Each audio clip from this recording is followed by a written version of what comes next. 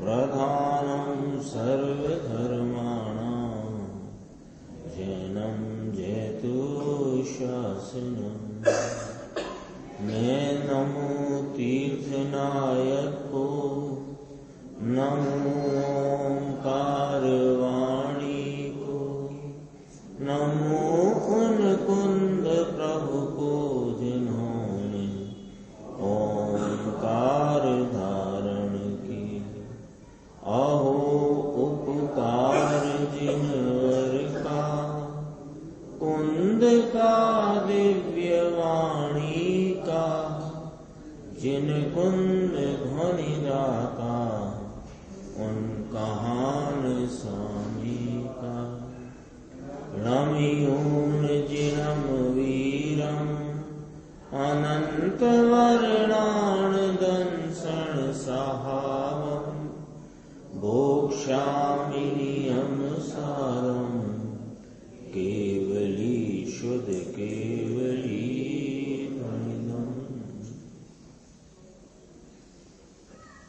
नियम सारजी परमागम ग्रंथ है और इसके परमार्थ प्रत्याख्यान अधिकार में 100 नंबर की गाथा के बाद टीकाकार मुनिराज ने 2 श्लोक कहे।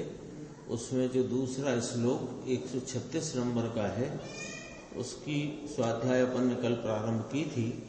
गुरुदेव श्री का जो व्याख्यान है पेज नंबर 131 वहां से आज अपन प्रारंभ करते हैं स्वाध्याय।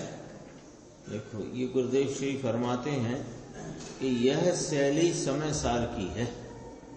इस कलश में कहा कि ज्ञानी धर्मी जीव को यह आत्मा कभी निर्मल दिखाई देता है, कभी निर्मल और अनिर्मल दिखाई देता है और कभी अनिर्मल दिखाई देता है। ऐसा यह आत्मा इसका स्वरूप जानना अज्ञानी को गहन है, गंभीर पड़ता है। अज्ञानी इस बात का रहस्य समझने में असमर्थ है, गहन है उसको। तो जिन्होंने सम्यक ज्ञान रूपी दीपक से यह पुण्य पाप के तिमिर को या पुण्य पाप के अंधकार को नाश किया है, उनके हृदय कमल में ऐसा यह आत्मा संस्थित है, माने भली प्रकार से स्थित रहा हुआ है। अभी चल रहा था विषय कि ज्ञानी धर्मात्मा हो, उसका उपयोग भले बाहर में जाता हो लेकिन वह अपने स्वरूप से किंचित भी भ्रष्ट होता नहीं, क्योंकि उसकी दृष्टि तो अपने आत्म स्वरूप पर ही लगी हुई है। फिर अगले जो अभी जो गाथाएं आई उसमें नए परहीणा शब्द आया, शुद्ध नए से च्युत हुआ है, तो वहां पर अज्ञानी हो गया है, उसकी बात भी करेंगे, आगे करेंगे। देखो अभी अपना 136 कलश है, कहते हैं समय सार की शैली ली है। यहाँ पर क्या कहते हैं, क्वचित यह आत्मा निर्मल दिखाई देता है।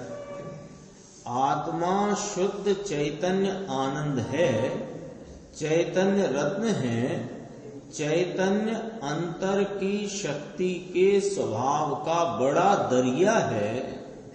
इसको देखते वह निर्मल दिखाई देता है, साधक जीव की बात है। ये बात किसकी चलती है? साधक जीव की। ज्ञानी धर्मात्मा स्वरूप का भान वाला, अपने स्वरूप की दृष्टि वाले आत्म आराधक साधक की बात है। देखो अंतर में चैतन्य स्वरूप अनंत गुणमणि रतन की खान, अनंत गुणमणि रतन की खान है आत्मा। इसको अंतर देखते निर्मल दिखाई देता है। तो क्या अर्थ कहते हैं कि यह साधक जीव आत्मा का दृष्टिवंत जब उसका उपयोग अंतर में जाता है तो एकला यह प्रभु निर्मल दिखाई देता है। लिखा है इसमें, अंतर उपयोग जाते एकला निर्मल दिखाई देता है। फिर दूसरा बिंदु आया कि कभी निर्मल ऐसे ही अनिर्मल दिखाई देता है। वही आत्मा कि कभी उपयोग जब अंदर में न होए तब निर्मल भी है और रागादि दिखाई देता है, मलिन भी दिखाई देता है। समझ में आया? बात समझ में आई? क्या कहते हैं कि जिन्होंने अपने निर्मल आत्मा में उसका अवलोकन करके उसको अपने उपयोग का विषय बनाकर उसके स्वरूप संचेतना के द्वारा उस स्वरूप संचेतन रूप परिणाम में आनंद का वेदन करते हुए यह मैं शुद्ध पवित्र निर्मल आत्मा हूँ, ऐसा श्रद्धान जिनको वर्तता है। ऐसे श्रद्धानी के जब उपयोग अंतर में परिणमित है तब तो यह आत्मा निर्मल पवित्र और शुद्ध ही दिखाई देता है। लेकिन ऐसे शुद्ध निर्मल आत्मा के श्रद्धानी को, उसके आस्वादन वाले को, उसके आस्वादी को जब उपयोग बाहर में है, देव गुरु शास्त्र आदि निमित्तों के लक्ष्य में है अथवा घर व्यापार आदि के लक्ष्य में है, तब उसको वह आत्मा निर्मल भी दिखाई देता है, क्योंकि निर्मल का तो आस्वादन निरंतर चल रहा है और वर्तमान में बहिर्मुख उपयोग है तो रागादि का वेदन है तो रागादि भी दिखाई देता है। ऐसे वह आत्मा कभी निर्मल ऐसे ही अनिर्मल दिखाई देता है। लिया देखो, रागादि दिखाई देता है, मलिन भी दिखाई देता है। समझ में आती है बात? पूछते हैं गुरुदेव ना, फरी ने लिया, आगे लेंगे। देखो अपन नीचे देखते हैं, नीचे की 4 लाइन। आत्मा अंदर उपयोग में आए तब वीतरागता होती है, तो वहां आत्मा कैसा वेदन में आता है? निर्मल पवित्र। ठीक है। अब अकेला राग लक्ष्य में रहे वहां तक इसको वीतरागता होती नहीं। दयादान आदि का राग जहां तक रहे, एकला राग लक्ष्य में रहे अज्ञानी को तो लक्ष्य में एकला राग, वहां तक अंतर्दृष्टि जाती नहीं। अब उसकी दृष्टि छोड़कर अंदर में उपयोग जाता है, तब ज्ञान आनंद निर्मल दिखाई देता है और उपयोग उसमें से खिसक कर बाहर आता है, तब निर्मल भी है और वहां उपयोग नहीं है। कहाँ? निर्मल स्वरूप पर। इसलिए निर्मल भी है और मलिन भी राग जो वहां है वह दिखाई देता है, यानी निश्चय भी है और व्यवहार भी दिखाई देता है। समझाए से कहीं बात इस रीति से पकड़ में आई क्या? ऐसा गुरुदेव श्री पूछते हैं। बात यहाँ जो आई, मुनिराज ने कलश यहाँ पर रखा 136, उसमें जो कहना चाहते हैं वो अंतरंग का जो भाव पकड़ में आया कि नहीं आया, कि ज्ञानी साधक जीव को यह आत्मा कभी निर्मल दिखाई देता है, कथनचित नहीं लिया है, क्वचित लिया है। सब देखना, कथनचित नहीं है, वो क्वचित है। क्वचित माने कभी वह आत्मा जब, पहले तो कहाँ से बात उठाई गुरुदेव ने, अभी अपन ने पढ़ा 131 पे, अनादि से जिसकी दृष्टि एक राग पर ही है, जिसका लक्ष्य राग पर ही है, उसकी तो दृष्टि अंदर जाती नहीं। लेकिन जिसने ये राग का लक्ष्य छोड़कर अपने पवित्र निर्मल गायक स्वरूप को लक्ष्य में लिया, तो वहां वह आत्मा निर्मल दिखाई देता है। अब वहां उपयोग अधिक समय रुकता नहीं, तो फिर उपयोग जो वहां से खिसक कर च्युत होकर के बाहर में आया, तो वहां रागादि का वेदन है। लेकिन वह निर्मल आत्मा का आस्वादी हुआ है, इसलिए उसको वह निर्मल भी दिखाई देता है और उसी काल में राग आदि का वेदन भी होता है। ये कितनी गजब गजब की बातें हैं। कोई को ऐसा लगता है कि सम्यक दृष्टि को तो दुख होता ही नहीं, उसको तो आकुलता है ही नहीं। अरे दृष्टि की अपेक्षा उसकी दृष्टि कहाँ जमी हुई है कि वह तो सुख के दरिया पर उसकी दृष्टि जमी है, तो वो अपेक्षा से उसको दुख नहीं है।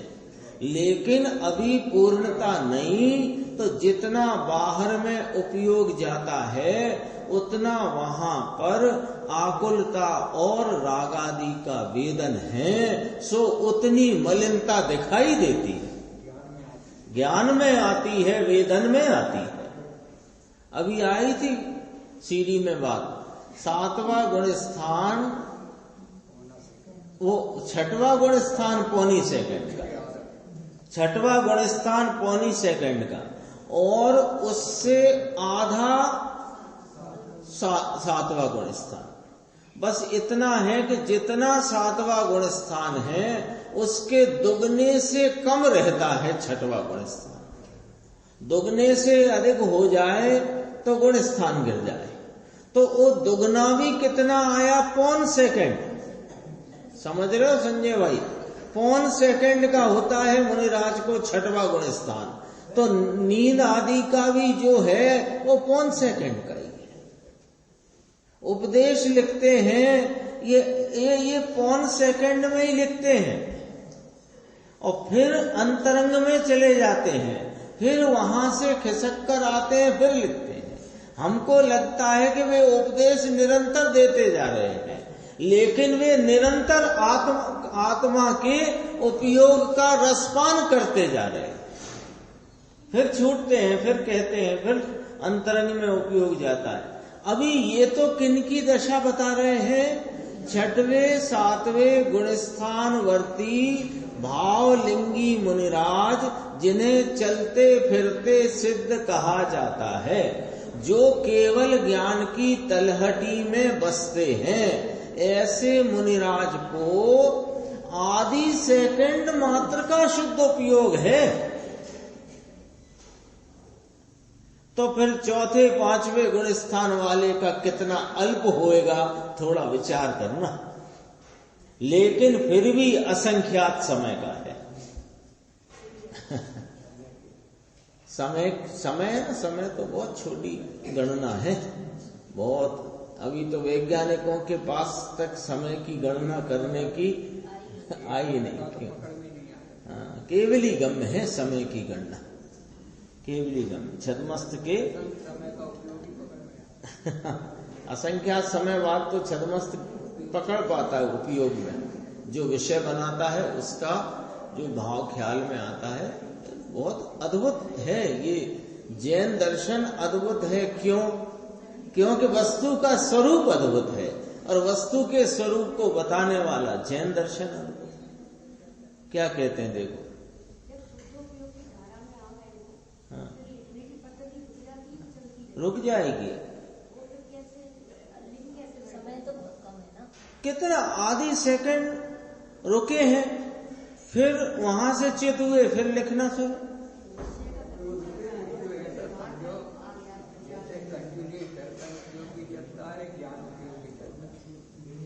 हाँ, चलता दर्शन चलती रहती है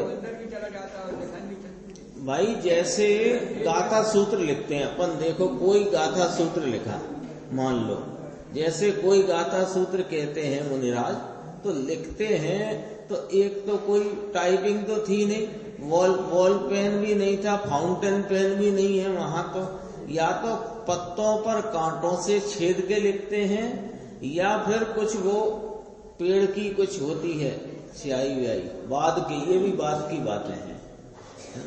तो उसमें जो लिखने का है, आप भी कुछ काम करते हो तो आप खुद विचार करना। कभी काम करते हो, घर में भोजन बनाते हैं, दुकान में बैठ के कुछ काम, तो वहां उपयोग बदलता रहता है और काम वही चलता दिखाई देता है, पकड़ में थोड़ी आएगा। आपके बाजू वाले को पकड़ में नहीं आएगा। अभी हम बोल रहे हैं, आप सुन रहे हो, सुनते सुनते सुन भी लिया और उपयोग बाहर भी घूम कर लौट आया, और ऐसा ही आपको भी लग रहा है कि हम सुन ही रहे हैं, और बगल वाले को भी लग रहा है कि आप सुन ही रहे हो। बहुत तीव्रता से बदल जाता है। ये आधी सेकंड जो कहा, ये उत्कृष्ट है, ये आधी सेकंड भी उत्कृष्ट कहा है मुनिराज की अपेक्षा में। क्या कहते हैं, कितनी बात इसमें सिद्ध हुई कि क्वचित निर्मल दिखाई देता है, क्वचित निर्मल ऐसे ही अनिर्मल भी दिखाई देता है।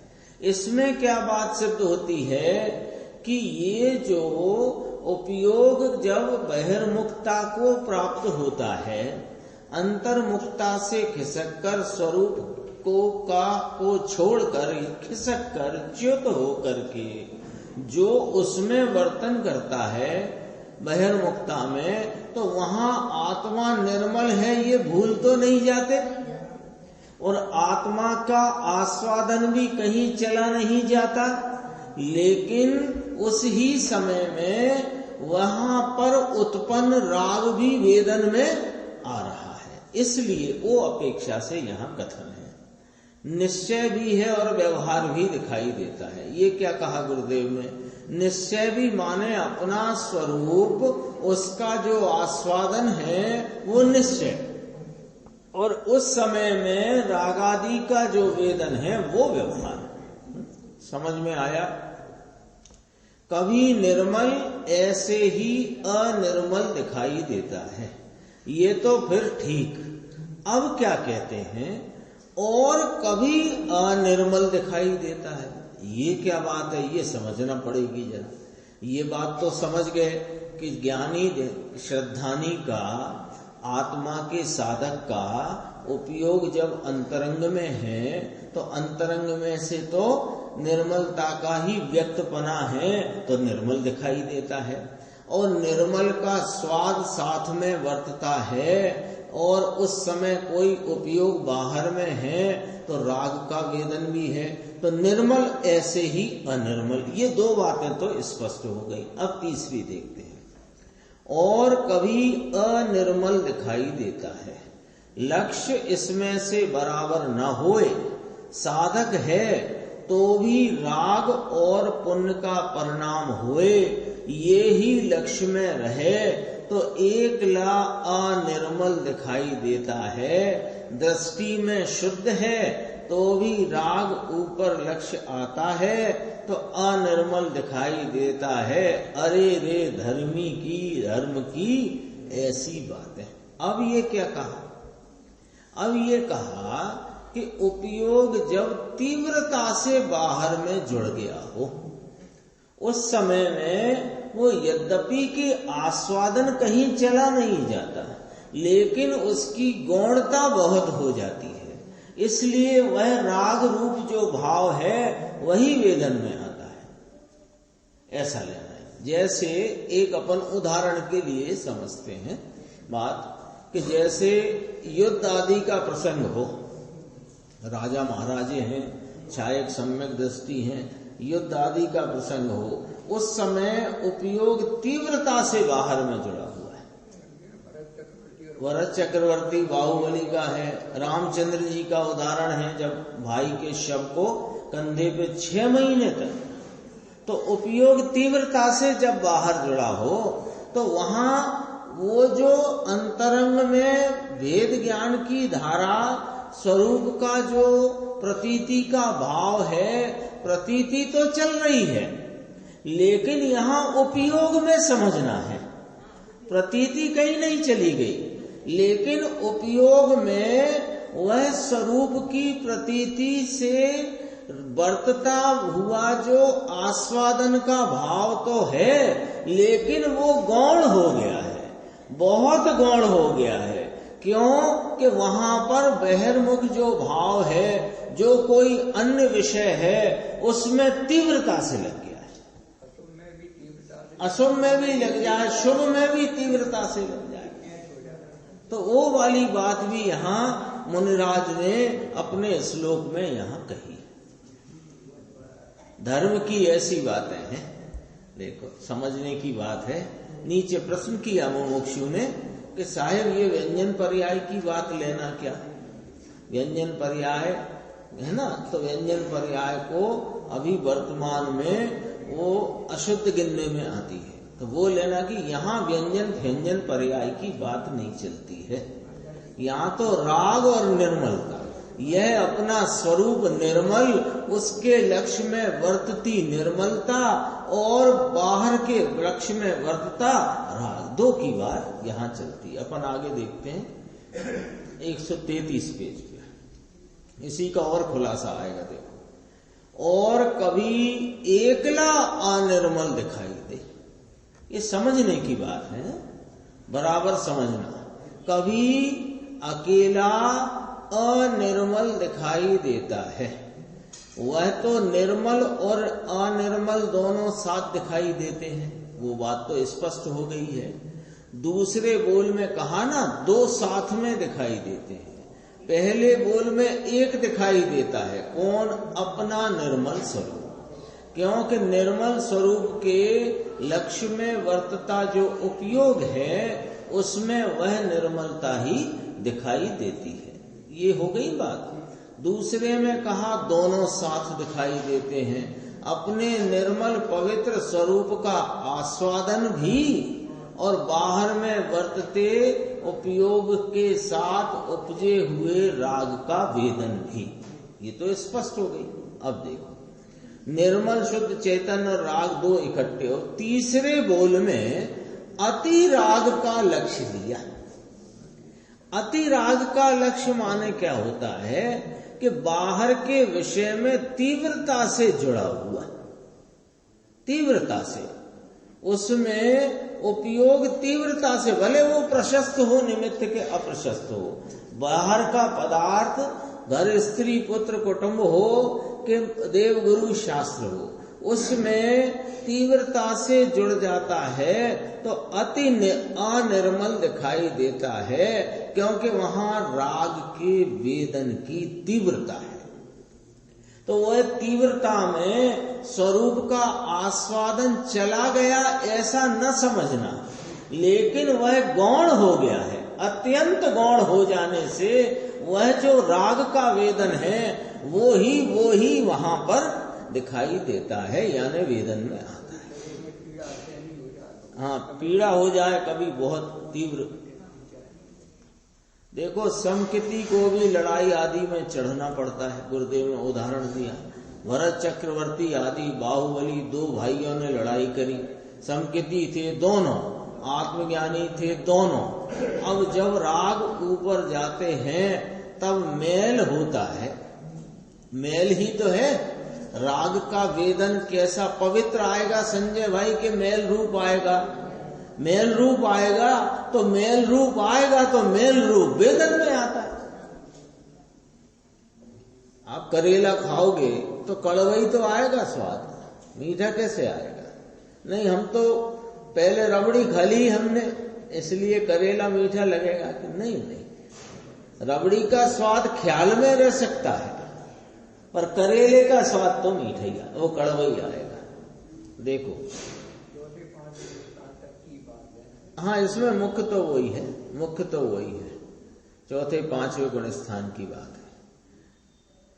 तो भी वस्तु दृष्टि है, आत्मा दृष्टि में है, लेकिन उपयोग में जाने के एकला मलिन है ऐसा दिखाई दे। आत्मा दृष्टि में है, आत्मा चला नहीं गया दृष्टि में से। ये ना समझ लेना कि जिनको पूर्व में अनुभव नहीं था, अनुभव हुआ फिर अनुभव छूट गया, वो वाली बात नहीं चल रही है। दृष्टि तो है पर बाहर में उपयोग तीव्रता से जुड़ जाता है, तो उसकी बात है। और इसलिए इस कारण से अज्ञानी के लिए ये वाली बात जो गहन है, गहन पड़ती है।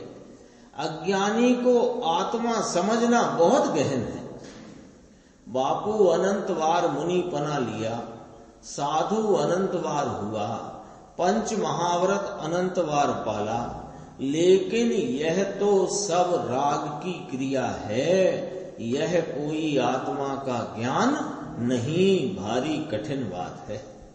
थोड़ा और देखते हैं आगे, देखो नीचे 134 के नीचे वाला पैराग्राफ। इसलिए अज्ञानी के लिए जो गहन है कौन, वह आत्मा का स्वरूप, अज्ञानी को जान पाना, समझ पाना थोड़ा गहन पड़ता है।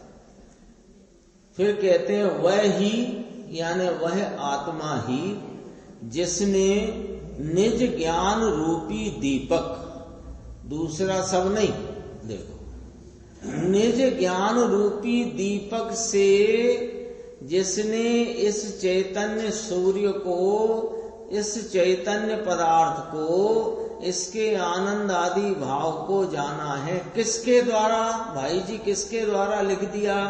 निज ज्ञान रूपी दीपक। देखो निर्देश, दूसरा सब नहीं, यानी दूसरे किसी के द्वारा यह आत्मा जानने में नहीं आता है, ये मतलब है, बीजू बधू नहीं। निज ज्ञान रूपी दीपक, अंदर निज दीपक भगवान चैतन्य सूर्य, चैतन्य चंद्र शीतलता का भरा हुआ। अभी देखो क्या उदाहरण देते हैं, बहुत गजब का उदाहरण दिया। आकाश में बादल होते हैं तो भी आकाश में बादलों का चित्रामण नहीं होता। समझना उदाहरण, इस उदाहरण में बहुत गंभीर बात कहना चाहते हैं। ये आकाश माने ये नभमंडल अपन देखते हैं, इसमें बादलों के विध आकार रूप यह सब अपने को दिखाई देता है। बरसात के मौसम में ज्यादा दिखाई देता है ना, बहुत प्रकार के, कभी कभी तो कोई समय ऐसा मान लो बहुत बड़ा घोड़ा सा दिखाई दे जाए, कोई हाथी सा दिखाई दे जाए, होता है बादलों का ऐसा। तो ये जो दिखाई दे रहा है वो बादलों का चित्रामण नहीं है आकाश में। बादल स्वयं एकत्रित होकर के उस आकार में परिणमित हैं, वो आकाश में चित्रामण नहीं हुआ है। चित्रामण समझ गए, चित्रकारी, वह आकाश में चित्रकारी नहीं हुई है। जैसे समझना, जैसे यहाँ पर एक कैनवास या कपड़ा लगाया और रंग अनेक प्रकार के लेकर के वह ब्रश से यहाँ पेंटिंग करी, तो उसे अपन सामान्यतया क्या कहेंगे कि ये कैनवास पर, दीवार पर चित्रकारी है, ऐसा ही कहेंगे ना। लेकिन ऐसी आकाश में बादलों की चित्रकारी नहीं हुई है। आकाश अन्य रहा है, निराला, भिन्न, और बादलों ने स्वयं एकत्रित होकर के उस प्रकार के आकार को प्राप्त किया है। हमें यहाँ से देखने पर ऐसा लगता है कि देखो आकाश में हाथी घोड़े इकट्ठे हो गए हैं, या आकाश में हाथी घोड़ों का चित्रामण हो गया है, नहीं हुआ है। बात पकड़ में आई क्या? उदाहरण समझ में आया क्या? जो बादलों की विध आकार रूप रचना वहां इस नवमंडल में दिखाई दे रही है, तो क्या बताइए, क्या आकाश में बादलों की चित्रकारी हुई है? नहीं हुई, पक्की बात है। बात समझ में आ गई तो अब दृष्टांत, वो सिद्धांत कहते हैं कि ऐसे आत्मा में ये राग और शरीर का चित्रामण नहीं हुआ है। ये राग जो परिणति में कषाय की तीव्रता वाला, मंदता वाला, कम आकुलता के साथ, अधिक आकुलता के साथ, शुभ राग, अशुभ राग, अनेक प्रकार का राग जो उत्पन्न हो रहा है, वो आत्मा में चित्रामण यानी आत्मा में चित्रित नहीं हुआ है। जैसे आकाश और बादल न्यारे न्यारे रहे हैं, ऐसे ही परिणति में उपजता हुआ राग यह भी उस समय भी राग के काल में भी आत्मा से भिन्न और न्यारा रहा है। सीडी में तो अब बहुत शीघ्र संबर अधिकार प्रारंभ होने वाला है। 181, 82, 83 गाथा उसमें चलेगी चर्चा बहुत गंभीर। अभी तो इतना कहा, शरीर तो है ही प्रकट बाहर, तो उसको भी यहां क्यों गिनाया, ऐसा विचार करते हैं अपन कि शरीर तो प्रकट ये दिखता ही है, स्पर्श रस गंध वर्ण वाला, लेकिन इसको यहां क्यों जोड़ करके चर्चा करी कि राग और शरीर का चित्रामण चित्रकारी इस आत्मा में नहीं है। क्या है कि अभी आत्मा कहाँ है, इसका कोई विचार या निरूपण किया जाए तो क्या कहेंगे कि आत्मा यह वर्तमान शरीर प्रमाण में अपने असंख्यात प्रदेश स्वरूपता से रहा हुआ है ना। तो कहाँ है आत्मा? विमल भाई आपका आत्मा कहाँ है? कि ये जो वर्तमान शरीर प्रमाण में वह आत्मा अपने असंख्यात प्रदेशों में रहा हुआ है। हमारा कहाँ कि यहाँ। ऐसा अपन को जिनवाणी में बताया जाता है, विचार में भी लेते हैं, लेकिन कोई इस प्रकार यह मान करके यह जो ऐसा इतना मेरा आकार है, ये मेरे आत्मा का आकार है, ये चिदकाय यहाँ विराजता है आदि इत्यादि, इस प्रकार भ्रमणा ही उत्पन्न होती है। शरीर का चित्रामण आत्मा में है ही नहीं। ये वाली बात है। अभी ध्यान की बहुत बातें चल पड़ी हैं। ध्यान का जिनवाणी में एक ही स्वरूप है। धर्म ध्यान की बात करते हैं कि ध्यान का विषय रूप आत्मा जब तक उपयोग में विषय होकर और उसमें श्रद्धान प्रतीति होकर उसमें आप रूपता की श्रद्धा और स्वरूप का संचेतन जब तक नहीं हो गया, कोई ध्यान व्यान होता नहीं है। ध्यान के जितने भी प्रयास किए जाते हैं वे इस चामड़े के ध्यान के होते हैं। सच्ची बात। क्यों? कि या तो शरीर का ध्यान करता है या शरीर के अवलंबन लेकर के आत्मा को खोजता है, तो आत्मा तो अमूर्तिक है और उसको लक्षण से पहचानने के बजाय ये शरीर के आकार से ढूंढने की कोशिश करते हो तो वास्तव में लक्ष्य शरीर पर रहता है, आत्मा पर नहीं। बहुत सीधी सच्ची बात है। इसलिए यहां जोड़ करके बात करी, आत्मा में राग का और शरीर का चित्रामण नहीं है। ये आकाश की भांति निर्मलानंद प्रभु विराजते हैं। बोलो, आकाश कितने बादल छा जाएं, श्रावण का महीना हो, भादों का महीना हो, बहुत गहरे गहरे काले काले बादल पूरे आसमान में छाए हों, तो वो आकाश कितना गंदा हो गया उससे। आकाश तो उस समय भी निर्मलानंद भाव से विराजमान है, यानी अपने उसका जैसा स्वरूप है वैसा है। ऐसे ही यह आत्मा निर्मलानंद प्रभु विराजते हैं। तो गुरुदेव श्री बोलते हैं, ऐसा आत्मा बैठे किस रीति से। इसको बिठाने का तरीका बड़ा सरल भी है और जो जगत में चलता है उससे अलग भी है। सरल ये है कि यह चैतन्य स्वरूप है, ये जानने देखने स्वरूप है। इसके जानने का परिणमन इसके पर्याय के प्रवाह में निरंतर जानन रूपता से प्रवाहमान है, प्रवर्तमान है, निरंतर वर्तमान है। और उसको लक्ष्य में लेने से आत्मा ख्याल में आता है, अन्य प्रकार से नहीं आता है। कहते हैं इसको बैठे किस रीति से। अभी तो जहां दिन के 2, 5, 10 हजार पैदा होते हों, 5,000, 10,000 रोज की पैदाश हो दुकान में, ये तो पुरानी बात करते हैं ना, 50 साल निकल गए इस बात में। अभी लगा लेना अपना हिसाब किताब जो भी हो, 5,000, 10,000, वहां तो प्याला फट गया हो। हमारी इतनी पैदाश है प्रभु, किसकी पैदाश है? देखो नीचे क्या लिखा संजय भाई, सब खोट की पैदाश है। खोट जानते हो? नुकसान में जा रहा है। अब हम तो 2 लाख रुपए रोज के कमाते हैं, 5 लाख रुपए रोज के कमाते हैं, आपको पता नहीं है।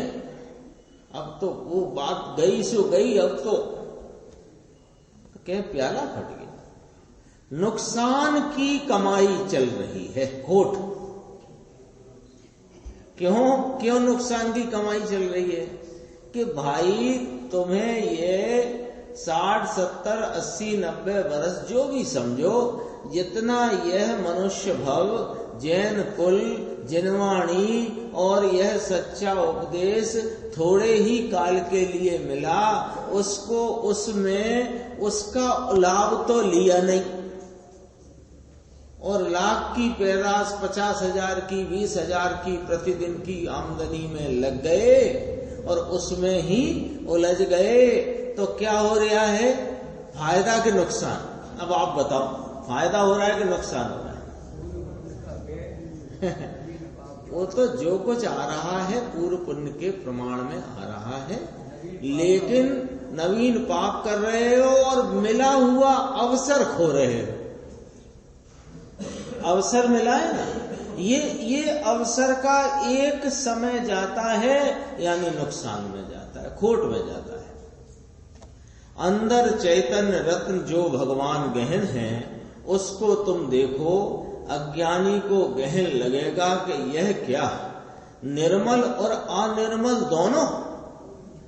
निर्मल होए तो अनिर्मल नहीं, और अनिर्मल होए तो निर्मल नहीं। सुनो भाई, इसको क्या लगे? अभी तो राग की स्थिति दिखती है ना वर्तमान, क्योंकि वर्तमान में आत्मा तो लक्ष्य में आया नहीं है, तो उसका इसको ख्याल भी नहीं है। जिनवाणी में सुनकर पढ़कर विश्वास नहीं है, तो ये क्या विचार करता है? अभी तो राग है तो मैं तो मलिन ही हूं, मैं तो मलिन ही हूं, और वे सिद्ध परमात्मा विराजते हैं, सो वे निर्मल हैं, मैं मलिन हूं। अरे तुम्हारी परिणति में जो मलिनता है, उसी काल में तुम निर्मलानंद वहां मौजूद हो, उसकी दृष्टि करो तो निर्मलता का भी अनुभव होता है। और अंदर उपयोग हो तब निर्मलता का अनुभव, बाहर में उपयोग हो तब निर्मलता, ऐसे ही अनिर्मलता भी दिखाई देती है। अनुभव हुआ ये तो निर्मल है और पूर्ण वीतरागता नहीं, इसलिए बीच में पूजा, भक्ति, दान, दया का शुभ भाव आता है। इसको जाने, लेकिन ये मलिन है ऐसा जानते। जाने, ज्ञानी नहीं जानेगा क्या? दया, दान, भक्ति, पूजा का परिणाम आया है, परिणाम को जानते हैं। अपना नहीं है ऐसा जानते हैं, मलिन है ऐसा जानते हैं, मलिनता का स्वाद है उसे जानते हैं। ऐसी बात है प्रभु, जगत को तो फुर्सत भी न मिले। स्त्री छोकरे के आड़े आड़े माने उसके सामने फुर्सत मिलती नहीं, धंधा के आगे फुर्सत मिलती नहीं, इसमें घुस जाता है। पूरे दिन अज्ञान की मजदूरी करता है, मिथ्यात्व की मजदूरी। ये मारा, ये मारा, ये मारा माने यह मेरा, यह मेरा, यह मेरा। अरे यह मिथ्यात्व है, और जो तेरा नहीं उसको मेरा माने, ये तो महामिथ्यात्व है। मिथ्यात्व की मजदूरी में इसको ये कहना, तो प्रभु कहते हैं कि इसको यह निर्मलानंद की बात समझना गहन है। तेरी चीज भाई गंभीर है, गहन है, गहरी गहरी है। जहां गुण का गोदाम है, जैसे बाहर में बड़ा गोदाम होता है ना, गेहूं चावल ऐसा, ऐसे ये गुण का बड़ा गोदाम अंदर भगवान है, भले शरीर प्रमाण में होए, लेकिन राग को तो यह द्रव्य स्वभाव छूता भी नहीं। ये दया दान व्रत का विकल्प जो राग है, ये ज्ञायक से अत्यंत भिन्न है। ये जब स्वभाव को देखते निर्मल दिखाई देता है, विभाव को जरा देखते निर्मल और अनिर्मल दिखाई देता है, और एकला विभाव को देखते अनिर्मल दिखाई देता है। ये इस कलश की चर्चा तो पूरी हुई। एक अभी अपना सीडी चल रही थी तो उसमें एक बॉक्स आया था। वो बॉक्स 5-2 मिनट लगेंगे, लेकिन वो थोड़ा जिन्होंने नहीं देखा था उनके भी लक्ष्य में आ जाएगा। बात बहुत ही गंभीर उसमें गुरुदेव श्री ने कही, और वो आत्मधर्म में छपी और वो अपने सामने आ गई।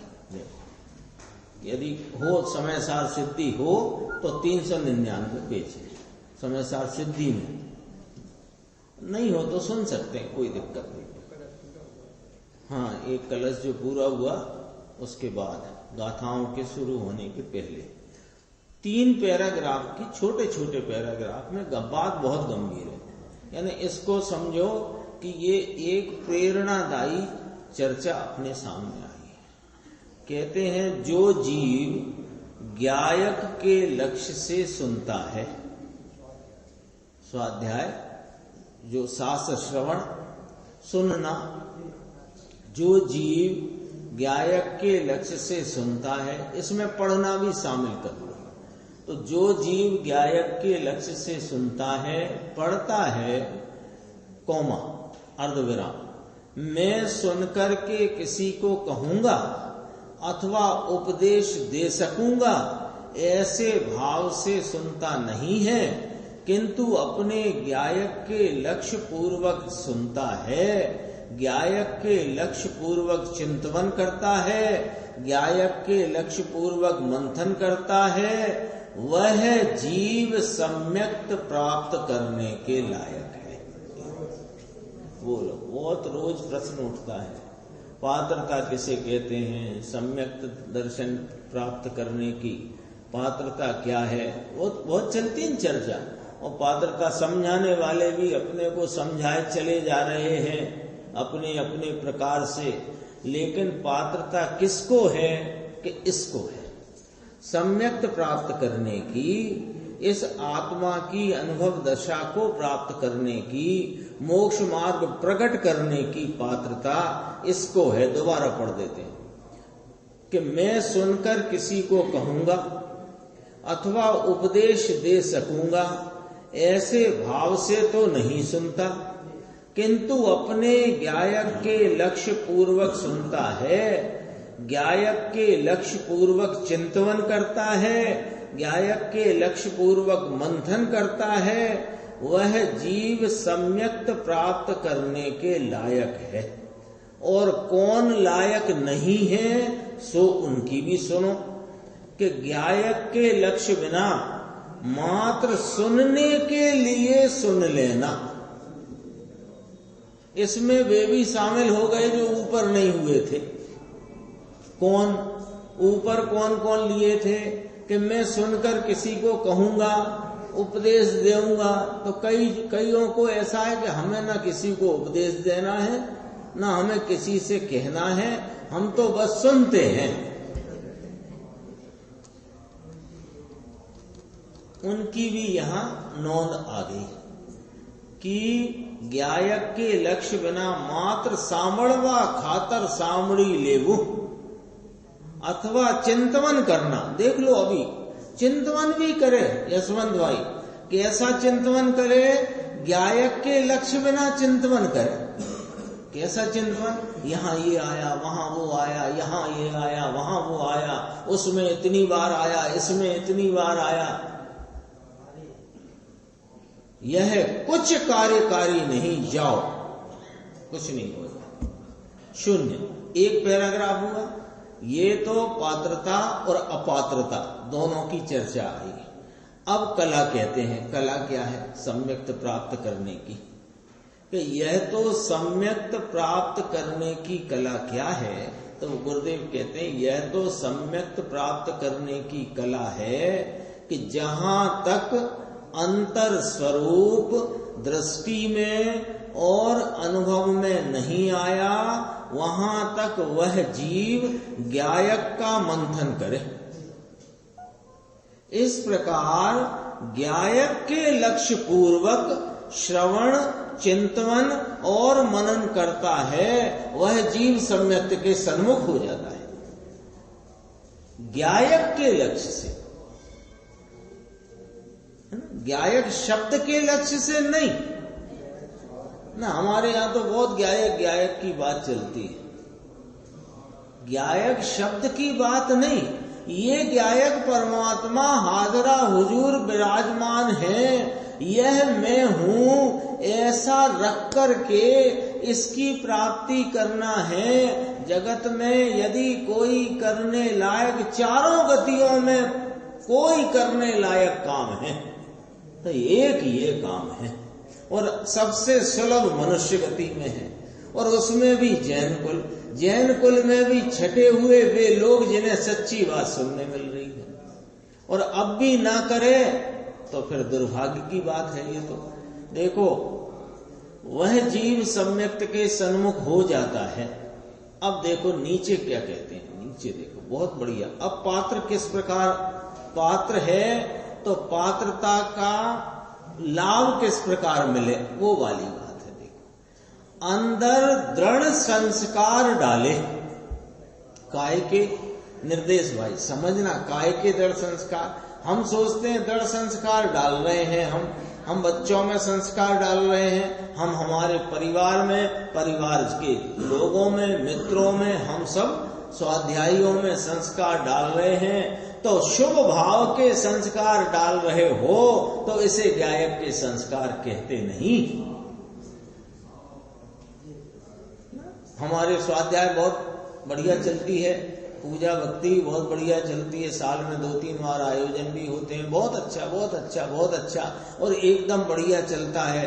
अरे ये संस्कार नहीं डालने हैं, ये तो चल ही रहे हैं, और ये तुम इधर ज्ञायक के संस्कार डालोगे तो यही चलेंगे, और क्या फिर सिनेमा चलेगा क्या?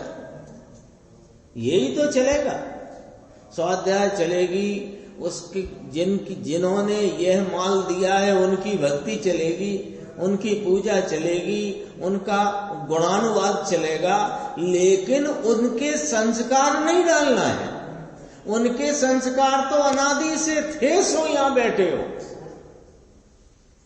अब संस्कार ज्ञायक के कैसे कि ज्ञायक की धुन अंदर से लगे, बाहर से नहीं, अंदर से लगे। दूसरा कुछ गमे नहीं समझते ना, दूसरा कुछ जचे नहीं, पुसाए नहीं। एक ज्ञायक की ही धुन लगे तो सम्यक्त सन्मुख है। वांछन की अथवा श्रवण की धुन लगी है ऐसे नहीं। श्रवण की धुन लग गई तो हमारा काम हो जाएगा कि रुको रुको, अभी समझे नहीं तुम बात को। श्रवण की धुन लग जाए, वांछन की लग जाए, कोई को पठन पाठन की ऐसी लग जाए, घर में 4-4 घंटा पढ़ता रहे, क्या है? कुछ नहीं है। एक इस ज्ञायक के सिवाय कुछ जमे नहीं, कुछ रुचे नहीं। तो कहते हैं अंदर से ज्ञायक की धुन लगे वह जीव सम्यक्त का पात्र है। पूज्य गुरुदेव श्री ये अगस्त 1996 के आत्मधर्म में छपा था। शेष स्वाध्याय की चर्चा आगे की समय।